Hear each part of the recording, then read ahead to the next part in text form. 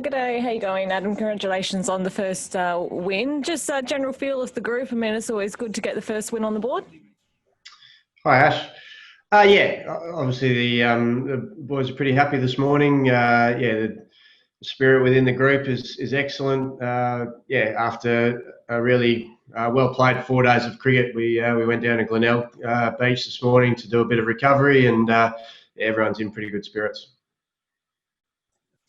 And how's the general feeling been in the hub? I mean, I assume the restrictions probably aren't as tight as what it has been for the AFL, but is everyone settling in well? Yeah, so far so good in hub life. I guess we sort of got over here and got started pretty much straight away. So we've been pretty busy for the majority of our time here so far. We've got 3 days off now before we start our preparations for our next match. But look, there's a couple of restrictions on us here, but generally I think we're pretty lucky here. We're not restricted too much, so we can still get out and about a little bit, but keep using some common sense. And you must have been proud of the guys. It was a pretty gutsy effort, especially, that final sort of stages of the final day and managing to get those important wickets. I think it was, 4 wickets for 8 runs. You must have been happy with that as coach. Yeah, very pleased. I think the games that you win late on day 4 are often the most satisfying ones. And as a coach, probably would have liked us to have done it a little bit earlier than what we did, to still need 4 wickets going into the last hour. Got a little bit, a couple of nerves there, but to the boys' credit, I thought they played wonderfully well, not just yesterday, but over the whole 4 days. And no doubt we had some really key individual contributions, but I thought the way that the guys went about it yesterday as a collective, to take 10 wickets, to take 20 wickets on that type of wicket, and to create those opportunities to win the game, I thought was outstanding. Thanks so much, Josh. I'll let you go. Thanks, Ash. Josh from Channel 9. Hey, Adam. Obviously, you mentioned before all the individual performances that you had there, plenty of centuries. Obviously, Ashton with 5 wickets as well. But what was most pleasing from you out of the individual performances you saw? Oh, yeah, look, we had a number of them. I thought, obviously, Ashton Agar's all-round game, to take the opportunity that we gave him to bat a little bit higher up the order and bat at 6 this game and take on that responsibility as our all-rounder. For him to come out, make 100 and then take 5 wickets in the first innings, you can't ask for much more than that. So for him to be able to play that role for us went a long way towards us winning the game.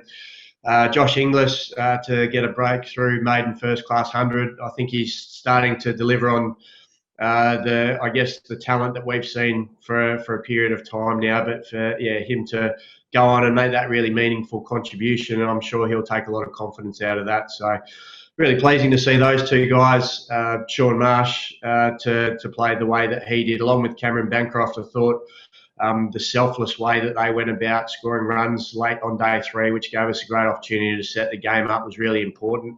And for young Lance Morris to come in his first game, take his first-class wicket and to bowl with some genuine pace and hurry a few of the South Australian batsmen up was all really pleasing. So, yeah, again, individually there were some great performances, but, yeah, collectively still really proud of the way the boys went about it. Obviously, always important to have a really settled top order. I know you're still missing a couple of guys that you'd love to have in there, but how much confidence can you take from their efforts, particularly, I guess, someone like Cameron, who we spoke about pre-game, has had his troubles at the end of last season, but to see the glimpses from him over the weekend, how much confidence do you take into that heading into the rest of the season?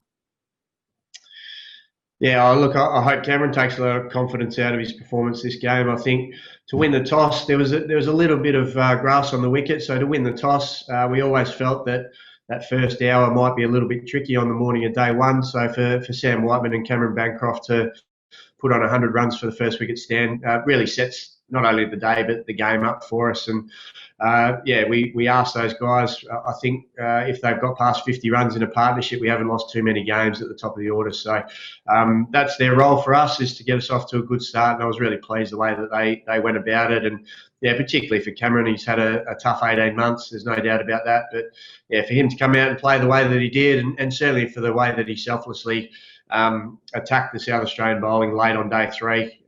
He could have easily gone into his shell and made sure he's not out in that second innings, but did the right thing, did the team thing, continue to accelerate the scoring, and that's what we want to see from our players. Sorry, just one more from me. Some good news overnight that Mitch Marsh, your skipper, is going to avoid surgery on that ankle injury. Any idea on, I guess, what his timeline and recovery is? And I guess, do you have hopes that he'll be right for the Big Bash campaign? Yeah, really pleasing that Mitch doesn't require surgery. I spoke to him yesterday, and he's really upbeat about that news. So, in terms of a return to play, I guess it's a weekly basis that we'll check in. I know he's in a moon boot certainly for the next few weeks as he continues his recovery. But yeah, confident that he'll certainly play a part throughout the summer at some stage. A bit hard to put a timeline on it just yet, but yeah, look, if it's in this Shield hub, we'll wait and see. But if it's in the Big Bash, that's also great. So yeah, the fact that he doesn't need to go under the knife, and he'll hopefully get back a little bit sooner, which is good to hear. Thanks, Adam. Thanks, Josh. Jordan from the West. G'day, Adam. How you going? Good, mate. What was the feedback on the pitch? It looked like it was giving a fair bit of assistance to the spinners by day 4. Yeah, I actually thought it was a pretty good cricket wicket. Yeah, look, it was pretty flat on the first few days, and the batters cashed in accordingly, but certainly started to deteriorate as the game went on. We saw Ashton Agar in particular get some appreciable turn out of the footmarks day 3 and day 4. We saw a couple of balls just misbehave and keep a bit low yesterday. So again, for a 4-day fixture to go the distance, for you to win late on day 4, well into the last hour, for mine generally means it's a pretty good cricket wicket. So we had to work pretty hard to get there in the end, but yeah, really pleased with the way the boys went about it. Was that a big reason for picking Turner over Cartwright, just to have that extra spin option? And obviously, how good is it to see Ashton Turner bowling again? It's been quite a while. Yeah, and a really important breakthrough that he got for us as well just before that second new ball. So, no, not necessarily the reason we picked Ashton ahead of Hilton. It was a really line ball call. They're both going really well. We just felt that Ash's pre-season, Hilton was a little bit interrupted with a few injuries along the way in pre-season, where Ash got a full clear run at it and performed really well in the centre wickets that we had in the lead up to the hub. So we're hoping that he didn't have the contribution with the bat he would have liked to this game, but I'm sure that'll come at some stage. But yeah, to have him back bowling and to make that really important and crucial breakthrough at the right time was very handy indeed. And where do you see Ashton Agar's test hopes? He hasn't played test cricket for tick over 3 years now, and national selectors are crying out for that all-rounder. Unfortunately, Michael Neser completed that all-round kind of performance an hour before, but certainly does his chances no harm. Yeah, that's right. I think it's been 10 or 11 years since that feat had been achieved prior to the other day. So I think what Ash has in front of him right now is a great opportunity to get some continuity and consistency with red ball cricket. He, with a lot of international white ball cricketers, probably don't get the opportunity to play as much Shield cricket as we would like, or they would like at times due to the schedule. So for him to get a block of games now to not only keep playing well and performing well for us and hopefully helping us win games, but certainly to put his name up to hopefully be in the discussions when the selectors talk about potential Shield squad, test squad, later in the summer. So all he can do is continue to perform, and he started the season really well. And New South Wales up next. It's fair to say that's a bit of a barometer to see how far you guys have come as a group and where you're at, considering the Stark line, and they've probably got half an Australian side there. Yeah, it'll be a great challenge, and a great indicator to see where we're at and the improvements that we think we've made over the pre-season. So yeah, really looking forward to that. We obviously enjoyed the win yesterday, but certainly one eye starts to wander towards what we've got coming up and making sure that our preparations are spot on for that against New South Wales. So obviously the winners of the Sheffield Shield last season, and they'll have a strong lineup. So we'll be well prepared and looking forward to that challenge. Thanks, Adam. Thanks, Thank you. George. Chatters, AAP? G'day, V. Can you hear me okay? Yes, go you, mate. Perfect. Just further on Marsh, would he have to return as a batter only, given those syndesmosis injuries can be a bit tricky to overcome sometimes? Yeah, you'd think so. You'd think Mitch returns as a batter to begin with, and then depending on what format of the game it is, may dictate how long it is before he returns to the bowling crease. So, yeah, as with all rounders, getting back as a batter is generally a little bit quicker than what it is as a bowler. So, again, we'll assess him each week once he gets out of the moon boot in a couple of weeks' time, and just see how he's tracking, and yeah, we'll get a better indication then. He'd done so much hard work just to get back into the national setup. How deflating was it for him to suffer this injury at such a bad time?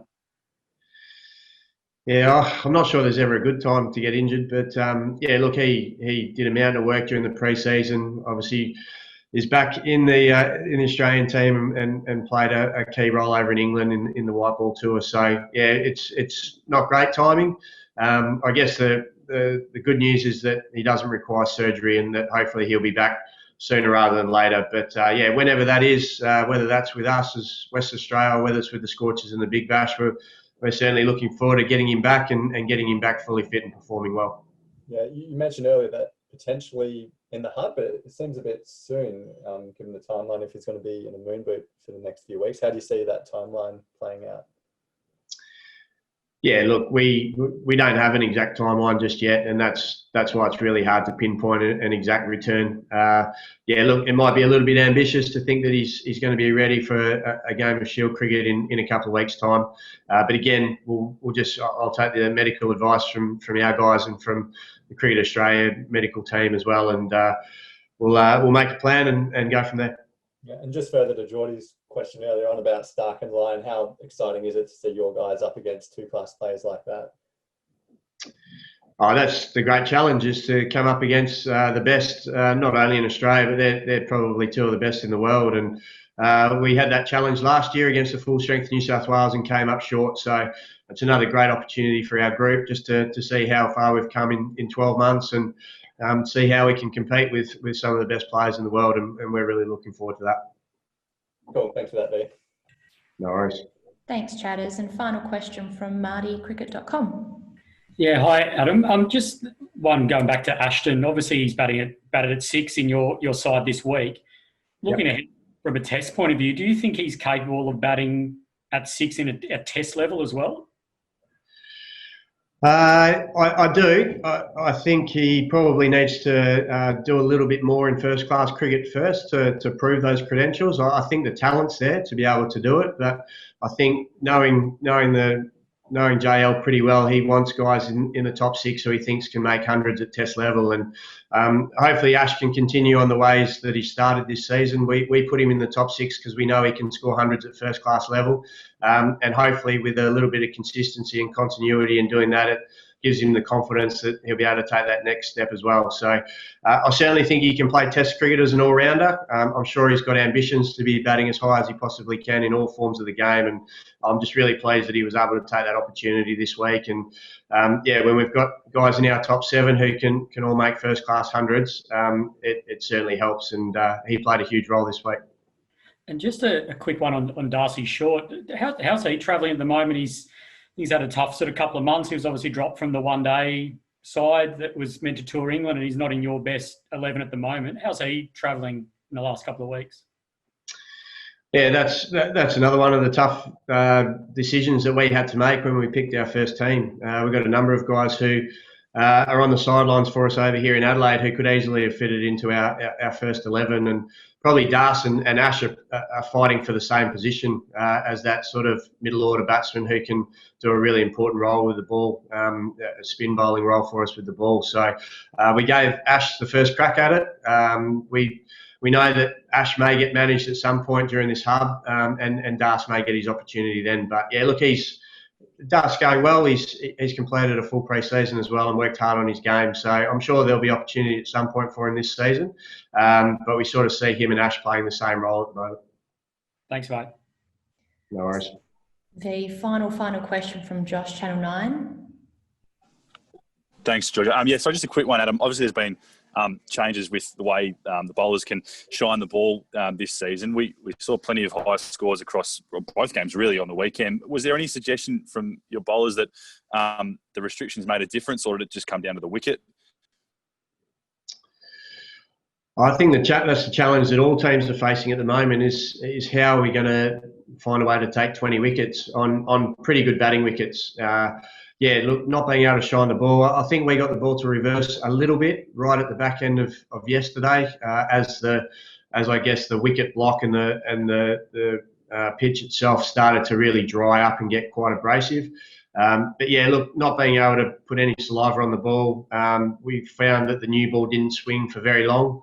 So trying to make those early breakthroughs are really crucial. And there are periods of time where there doesn't feel like there's a lot happening, and our ability to sort of control the run rate and keep applying pressure even though there's not a lot happening with the ball was really important. So each team is battling with the same, I guess, question is how to take 20 wickets. That's why I think spin's going to be really important. I think that's why airspeed, someone like Lance Morris, is really important as well. So different teams will go about it different ways. But, yeah, I think we have to keep coming up with ways to be able to take 20 wickets.